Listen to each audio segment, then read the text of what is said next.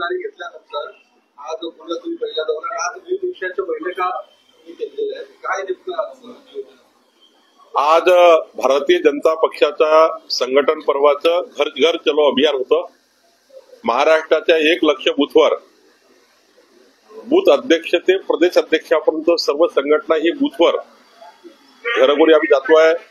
1.5 कोटी सदस्य संख्या असलेला भारतीय जनता पार्टीचं संघटन आम्ही करतोय.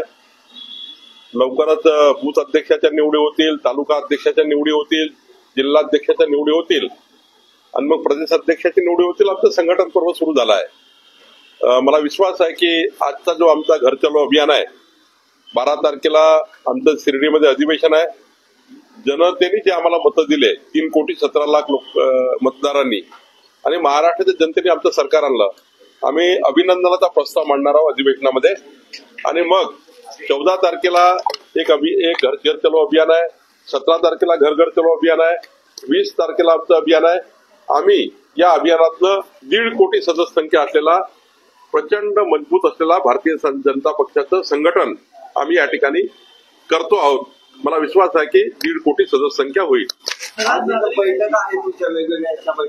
आज विभागीय आयुक्त पुणे यांच्याकडे या विभागाच्या संपूर्ण प्रलंबित प्रकरणाचा निपटारा लवकरात लवकर करण्याकरता आणि माननीय देवेंद्र फडणवीस सरकार महायुतीमध्ये कुठलाही मनमुटाव तयार होणार नाही याची काळजी आम्ही पक्षप्रवेश घेताना करणार आहोत. आमची महायुती महत्वाची आहे, त्यामुळे महायुतीला विश्वास द्यायचा आहे आणि भारतीय जनता पार्टीच्या स्थानिक आमच्या नेतृत्वाला विचारात घेऊनच पक्षप्रवेश होणार आहे.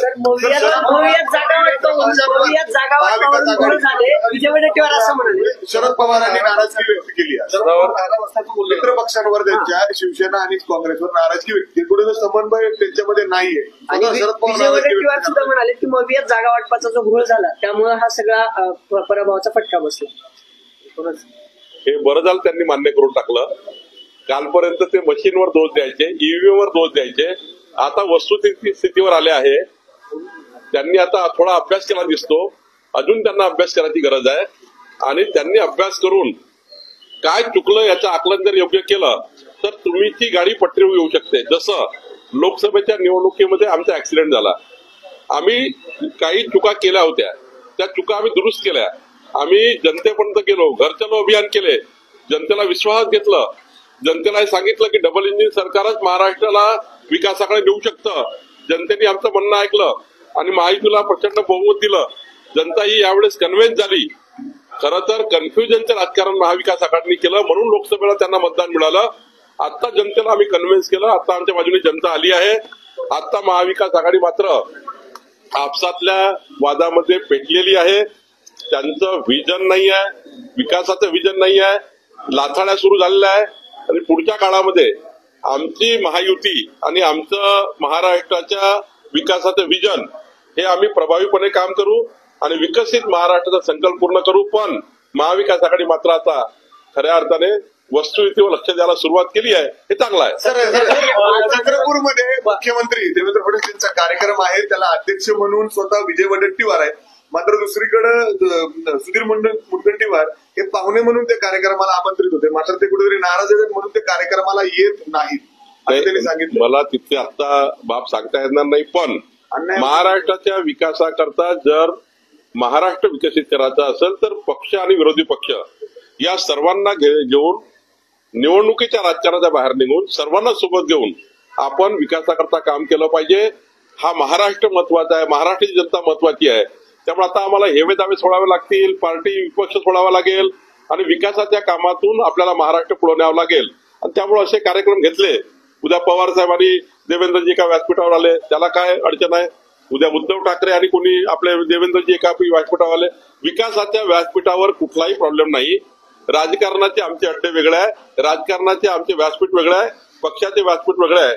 पण महाराष्ट्राच्या विकासाकरता सर्वांनी एकत्र आलं पाहिजे.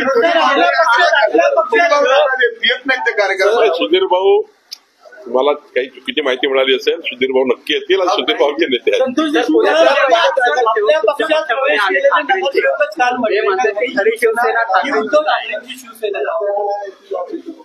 ते शिवसेनेबद्दल बोलले, पण त्यांनी परवा जे बोलले परवा जे बोलले, मी शेवट सांगतो आपल्याला, जेव्हा उद्धव ठाकरेजींना ते सोडून आमच्याकडे आले तेव्हा त्यांनी सांगितलं की हिंदू हृदय सम्राट बाळासाहेब ठाकरे यांचे विचार उद्धव ठाकरेंनी सोडले, हिंदुत्वाचा अजेंडा उद्धव ठाकरेंनी सोडला, म्हणून आम्ही आमची महायुती असलेल्या भारतीय जनता पार्टीची अनेक वर्ष युती आहे, आमचे विचार सारखे आहे, आमचे हिंदुस्थानाच्या विकासाचे विचार आहे, हिंदुत्वाचे विचार आहे, म्हणून भारतीय जनता पार्टीत त्यांनी पक्षप्रवेश केला आहे.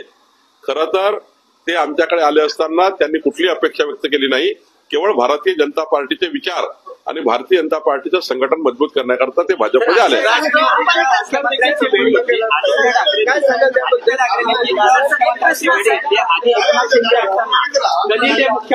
मी कालच सांगितलं की महाराष्ट्राच्या मुख्यमंत्र्यांना भेटण्याचे अधिकार सर्वांना आहे.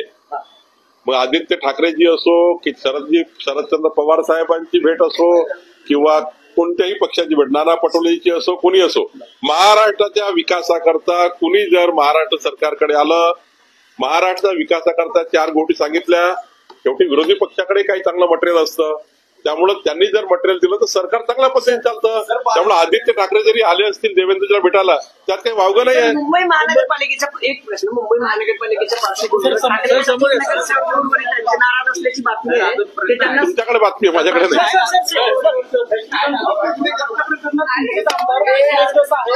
राजकारण